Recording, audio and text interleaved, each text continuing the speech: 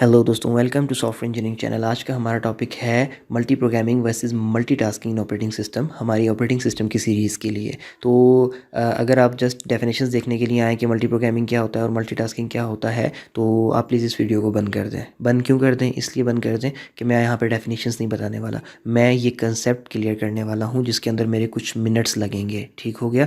अगर आप डेफिनेशन देखने आए थे तो फिर डेफिनेटली वीडियो आपके किसी काम की नहीं है। लेकिन इस वीडियो देखने का फ़ायदा क्या हो सकता है? ये फ़ायदा है कि आपका कंसेप्ट इतने अच्छे से क्लियर हो जाएगा कि आपको दोबारा डेफिनेशंस याद करने की ज़रूरत नहीं रहेगी, और ये कंसेप्ट जो है आपको हमेशा याद रहेगा और डेफिनेशंस आप फिर खुद से भी बना लोगे, वो कोई ऐसा मसला नहीं है। तो चलें देखते हैं इस टॉपिक को। टॉपिक की तरफ चलने से पहले मैं आपका थोड़ा सा एक बेस सेट करना चाहता हूँ। मैं बेस क्यों सेट कर रहा हूँ?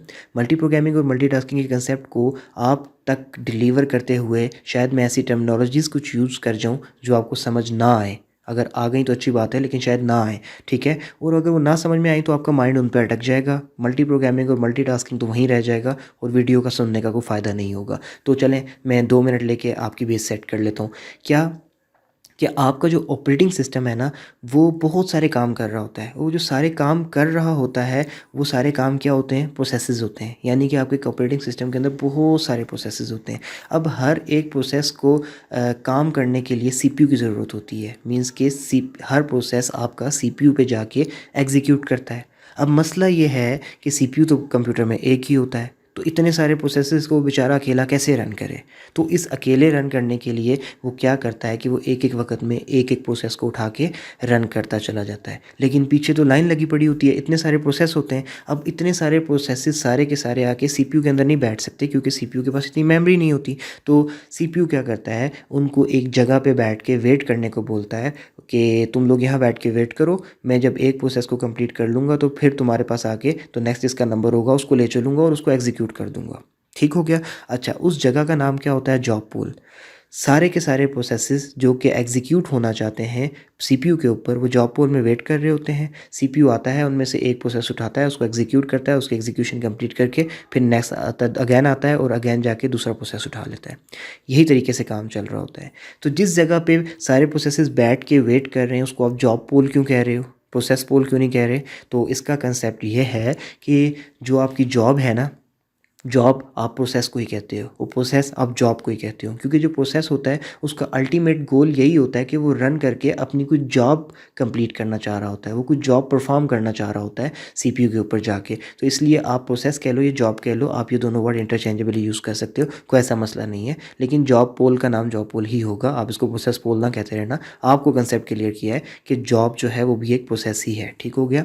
चलें, अब हम चलते हैं multi programming operating system concept की तरफ। ठीक है? जैसे कि मैंने आपको बताया कि जॉब पोल से सिस्टम जाता है और सीपीयू जाता है, और सीपीयू जाकर एक प्रोसेस उठाता है, उसको एग्जीक्यूट करना शुरू कर देता है। अब देखें, यहाँ पर एक पहली लाइन लिखी हुई है, CPU get one job out of the pool and start executing it. अब अगर मैं बेस सेट किए बगैर यहाँ पे आ जाता ना, तो आपको समझ नहीं आता कि जॉब क्या है और पोल क्या है, आप इसी में कंफ्यूज हो जाते। तो बेस सेट करना लाजमी थी। अच्छा, अब होता क्या है कि सीपीयू एक जॉब उठाता है और उठाने के बाद उसको पोल से उठाने के बाद एग्जीक्यूट करना शुरू कर देता है। जब उसको एग्जीक्यूट कर रहा होता है तो ड्यूरिंग एग्जीक्यूशन दो किस्म के केस सामने आते हैं। पहला केस, केस वन, जो कि एक्चुअल मकसद है मल्टी प्रोग्रामिंग का, वो ये कि सीपीयू उस जॉब को उठाता है और एग्जीक्यूट करना शुरू करता है, और तब तक एग्जीक्यूट करता है जब तक वो जॉब कंप्लीट नहीं हो जाती। जब वो जॉब कंप्लीट हो जाती है तो सीपीयू उसको छोड़ता है, जॉब पोल के पास जाता है, नेक्स्ट जॉब उठाता है और उसको एग्जीक्यूट करना शुरू कर देता है, एंड सो ऑन, ये सिलसिला चलता रहता है। ये केस वन है और मल्टी प्रोग्रामिंग ऑपरेटिंग सिस्टम का नॉर्मल बिहेवियर है। ठीक हो गया? लेकिन कभी कभार केस टू भी सामने आ जाता है, और वो क्या है वो हम देखते हैं। सीपीयू मल्टी प्रोग्रामिंग सिस्टम के अंदर सीपीयू तो ये टारगेट लेके चल रहा है कि मैंने अगर एक, ये मैं केस टू की बात बता रहा हूँ आपको, कि मल्टी प्रोग्रामिंग सिस्टम के अंदर सीपीयू तो टारगेट लेके चल रहा है कि मैंने अगर एक जॉब उठाई है तो अब मैंने इसको पूरा का पूरा कंप्लीट करके ही छोड़ना है। ठीक है? सीपीयू के तो माइंड में यही चीज़ है। अब होता क्या है कि इस सारे टारगेट को अचीव करने के दरमियान सीपीयू इस टारगेट की तरफ चल रहा है, लेकिन जॉब खुद सीपीयू को रोक देती है, और जॉब खुद सीपीयू को बोलती है कि तुम मुझे थोड़ी देर के लिए छोड़ो, मैंने जाके कोई और काम करना है। ठीक है? अब वो कोई कोई और काम जब तक मैं करके आती हूँ, तब तक सीपीयू क्या करे, सीपीयू क्या करता है, सीपीयू फारिग नहीं बैठता, क्योंकि हमारे ऑपरेटिंग सिस्टम के अंदर मैन मकसद होता है कि सीपीयू को कभी भी हमने फारिग नहीं बैठे रहने देना, वो 100% यूटिलाइजेशन में रहना चाहिए। तो इतनी देर में सीपीयू क्या करता है कि जॉब को बोलता है कि ठीक है तुम वो काम जो करना चाह रहे हो वो जाके करके आओ। इतनी देर में मैं क्या करता हूँ, जॉब पूल से किसी और जॉब को उठाता हूँ, उसको जो है रन करना शुरू कर देता हूँ, और जब तुम अपना काम मुकम्मल करके वापस आओगी तो उस वक्त हम तुम्हारे बारे में सोचेंगे कि अब तुम्हारा आगे उसको तुम्हें रन करना है। ठीक हो गया। अब हमने ये कहा कि जॉब अपना काम करने के लिए चली जाती है, तो आपके माइंड में क्वेश्चन आना चाहिए, जॉब क्या काम करने के लिए जाती है। ठीक हो गया। जॉब को काम पड़ता है आई ऑपरेशन। ठीक है, I O operation stand for input output operations. ठीक है, फॉर एग्जांपल जॉब जब रन हो रही थी सीपीयू के ऊपर, तो वो आधी रन होने के बाद अब उसको जो आगे रन होने के लिए आपकी तरफ से कुछ इनपुट चाहिए थी। ठीक है, तो अब डेफिनेटली वो इनपुट का वेट कर रही है, आप उसको इनपुट दे नहीं रहे और सीपीयू को वो पकड़ के रखे, तो सीपीयू तो बेचारा फारिग ही बैठा रहेगा ना, और आपके बाकी काम काफ़ी सारे रह जाएंगे पीछे। तो वो क्या करती है कि इनपुट आउटपुट ऑपरेशन की तरफ आने के लिए सीपीयू को छोड़ देती है और आपकी तरफ आके वेट करती है कि आप इनपुट दें। जब आप उसको इनपुट दे देते हैं तो सीपीयू की तरफ वो वापस चली जाती है कि अब मैं इनपुट लेके आ गई हूँ, अब इस इनपुट की बेस पे मैं अपना अगला काम कर सकती हूँ, तो तुम मुझे है सीपीयू अपने पास जगह दो एग्जीक्यूट होने की।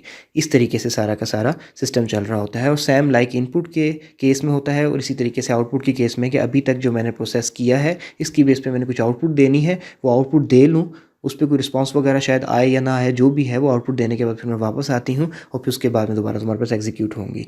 तो ये सारा का सारा सीन चल रहा होता है। और इसके दरमियान क्या होता है, जैसे मैंने आपको बताया कि जब एक प्रोसेस जो है निकलता है किसी आईओ ऑपरेशन के लिए या किसी वजह से सीपीयू से, तो सीपीयू जो है दूसरे प्रोसेस के ऊपर चला जाता है। तो एक प्रोसेस से दूसरे प्रोसेस यानी या फिर एक जॉब से दूसरे जॉब के ऊपर जो जाने का काम है, इसको हम क्या कहते हैं ऑपरेटिंग सिस्टम के अंदर, कंटेक्स्ट स्विच करना। ठीक हो गया। तो ये है आपका सारा का सारा मल्टी प्रोग्रामिंग का कंसेप्ट। दोबारा से एक समरी बता देता हूँ कि टारगेट सीपीयू का यही है कि मैंने एक जॉब को उठाया है तो मैं इसको मुकम्मल करके ही छोड़ूं मल्टी प्रोग्रामिंग के अंदर। लेकिन इन बिटवीन कहीं पे जॉब को कोई काम पड़ गया तो सीपीयू क्या करेगा कि उसको थोड़ा सा रिलीज़ करेगा कि जाओ तुम अपना काम करके आओ, और इतनी देर में किसी और जॉब को एग्जीक्यूट कर लेता हूँ, और तुम काम करके जब वापस आओगी जॉब तो फिर तो उस वक्त तुम्हें देखेंगे क्या करना है तुम्हारा, तुम्हें कब एग्जीक्यूट करना है, और वो सब कुछ फिर बात की कहानी है। ठीक हो गया। तो switching from one job to other is known as context switching, ये भी मैंने आपको बता दिया। ये है मल्टी प्रोग्रामिंग का सिंपल सा कंसेप्ट। अब हम चलते हैं मल्टीटास्किंग ऑपरेटिंग सिस्टम की तरफ। तो मल्टीटास्किंग क्या होता है? मल्टीटास्किंग का मतलब ये होता है कि बहुत सारे काम या एक से ज़्यादा काम एक वक्त में करना। एक सिंपल सी एग्जांपल मैं आपको देता हूँ। आपने लैपटॉप ऑन किया, ऑन करते ही आपने सॉन्ग्स चला लिए, आप सॉन्ग सुन रहे हो, साथ साथ आपको याद आया कि आपने एक असाइनमेंट बनानी थी, आपने अपना को ब्राउज़र फायरफॉक्स से गूगल क्रोम ओपन किया, वहाँ पे असाइनमेंट को सर्च करना शुरू कर दिया, सॉन्ग भी सुन रहे हो, ब्राउजिंग भी कर रहे हो। अब आपको वहाँ पे आपको असाइनमेंट बनाने के लिए डाटा मिल गया, आपने एमएस ऑफिस के अंदर या एमएस वर्ड को ओपन किया और वहाँ जाके अपने टाइपिंग भी शुरू कर दी। अब आप एट अ टाइम एक साथ 3 काम कर रहे हो, सॉन्ग सुन रहे हो, ब्राउजिंग कर रहे हो, और आप एमएस वर्ड का जो डॉक्यूमेंट है उसको भी यूज़ कर रहे हो, उस पर कुछ टाइपिंग वगैरह कर रहे हो, या पे नेट से कॉपी पेस्ट कर रहे हो। ठीक हो गया। ये आप सारा का सारा काम कर रहे हो। देखो तीनों काम आप एक साथ कर रहे हो ना। अब हकीकत की तरफ चलते हैं। क्या है, आपको ऐसा लग रहा है कि आप तीनों काम एक साथ कर रहे हो, लेकिन एक्चुअल में तीनों काम एक साथ यहाँ भी नहीं हो रहे। यहाँ पे क्या हो रहा है कि एक वक्त के अंदर एक काम हो रहा है, लेकिन वो जो काम है वो आपस में एक दूसरे के दरमियान कंटेक्स्ट स्विचिंग इतनी स्पीड में कर रहे हैं कि आपको ऐसा फील हो रहा है कि सारे एक साथ हो रहे हैं, हालांकि वो हो एक वक्त में एक ही रहा है। अब कंटेक्स्ट स्विचिंग क्या है, मैं आपको पहले बता चुका हूँ कि एक जॉब से दूसरी जॉब पे आना, फिर दूसरी से तीसरी पे जाना, तीसरी से वापस पहली पे आना, या फिर दूसरी पे आना, एंड सो ऑन। ठीक है, तो अब हम देखते हैं कि बिहाइंड द सीन की हो कैसे रहा है, मल्टीटास्किंग काम कैसे कर रही है। ठीक है, अब मल्टीटास्किंग जैसे कि मैंने अभी आपको बताया कि कंटेक्स्ट स्विचिंग कर रही होती है, तो कंटेक्स्ट स्विचिंग तो वो कर रही होती है, लेकिन मल्टीटास्किंग कंटेक्स्ट स्विचिंग के साथ टाइम शेयरिंग का कंसेप्ट भी यूज़ कर रही होती है, और इसीलिए मल्टीटास्किंग को टाइम शेयरिंग भी कहा जाता है। ठीक है, अब टाइम शेयरिंग क्या है, आपको कंटेक्स्ट स्विचिंग तो पता है, लेकिन आपको ये नहीं पता कि टाइम शेयरिंग क्या है। ठीक है, तो टाइम शेयरिंग ये होती है कि सीपीयू खुद से डिसाइड कर लेता है कि मैंने एक प्रोसेस को जब वो मेरे पास एग्जीक्यूट होने के लिए आएगा तो मैंने उसको ज़्यादा से ज़्यादा 1 सेकंड देना है। ठीक हो गया। अब 1 सेकंड के बाद क्या करना है, 1 सेकंड के बाद उस प्रोसेस को छोड़ देना है और नेक्स्ट प्रोसेस के पास चले जाना है। समझ आ गई? इस तरीके से सारी चीज़ें चल रही हैं। अब होता क्या है कि सीपीयू के पास एक प्रोसेस आता है रन करने के लिए, ठीक हो गया। और वो अभी रन हो ही रहा था और उसको भी रन, अभी उसका काम कंप्लीट नहीं हुआ लेकिन 1 सेकंड पूरा हो गया, तो सीपीयू क्या करेगा, उसको अधूरा छोड़ के अगले काम की तरफ चला जाएगा। सही हो गया। अब दूसरे के ऊपर आएगा, उसको रन करना शुरू करेगा और उसका काम कंप्लीट हो गया। उसका काम कंप्लीट होते ही नेक्स्ट के पास चला जाएगा, तो यानी कि तीसरे जॉब के पास, और उसको रन करना शुरू कर देगा। और उसका काम जो है वो इतना बड़ा था कि वो 1 सेकंड में पूरा नहीं हो सकता, उसको रन कर, उसको कंप्लीट करने के लिए 3 सेकंड चाहिए। तो वो क्या करेगा कि उसको भी 1 सेकंड तक जस्ट रन करेगा, बाकी सारा काम उसका वहीं पर पॉज करेगा और उसको छोड़ देगा और फिर अगले के पास चला जाएगा। ऐसे करते करते करते जितनी भी जॉब्स हैं सबके पास जाएगा बारी बारी, सबको इक्वली टाइम देगा। ठीक है। और सबको इक्वली टाइम देते देते देते देते क्या करेगा कि जो फंक्शन जो जॉब्स उस टाइम पीरियड के अंदर पूरी हो जाएंगी, ठीक हो गया। जो जॉब उस टाइम पीरियड में पूरी नहीं होगी उसको छोड़ देगा, अगली के पास चला जाएगा और ऐसे पूरा साइकिल पूरा करके वापस फिर उस जॉब के पास आएगा और जो उसका बाकी काम रहता होगा उसको पूरा करेगा। और अगर 1 सेकंड में वो काम पूरा हो गया तो ठीक है, अदरवाइज़ फिर 1 सेकंड लगाकर तो फिर वो अगले काम के पास चला जाएगा और साइकिल पूरा करके नेक्स्ट टाइम फिर उसके पास वापस आएगा और उसका काम पूरा करेगा। तो इस तरीके से क्या होता है कि इक्वली टाइम जो है सबको आपका सीपीयू दे रहा होता है और ये सारा काम इतनी स्पीड में हो रहा होता है। मैंने आपको 1 सेकंड का टाइम बताया, लेकिन ये 1 सेकंड के भी पता नहीं कितने हिस्से में जाकर ये सारा काम हो रहा होता है और ये इतनी स्पीड में स्विचिंग हो रही होती है प्रोसेसर के दरमियान कि आपको ऐसा लगता है कि सारे काम इक्वली हो रहे हैं, लेकिन वो हो स्पीड में एक दूसरे होते हैं, बारी बारी सब इक्वली नहीं हो रहे होते, एक टाइम पे नहीं हो रहे होते, बस स्विचिंग उनमें स्पीड में हो रही होती है। तो ये है मल्टीटास्किंग ऑपरेटिंग सिस्टम का कंसेप्ट। ठीक हो गया। और इसके अंदर क्या चीज़ सबसे अच्छी होती है, इसके अंदर रिस्पांस टाइम सबसे अच्छा होता है। जैसे देखें मल्टी प्रोग्रामिंग था, उसके अंदर रिस्पांस टाइम अच्छा नहीं है। किस तरीके से कि अगर 3 जॉब्स हैं और जॉब 1 चल रही है तो वो उसको कोई आया ऑपरेशन करने की ज़रूरत नहीं पड़ती, तो जब तक वो पूरी नहीं होती सीपीयू उसी के पास रहेगा।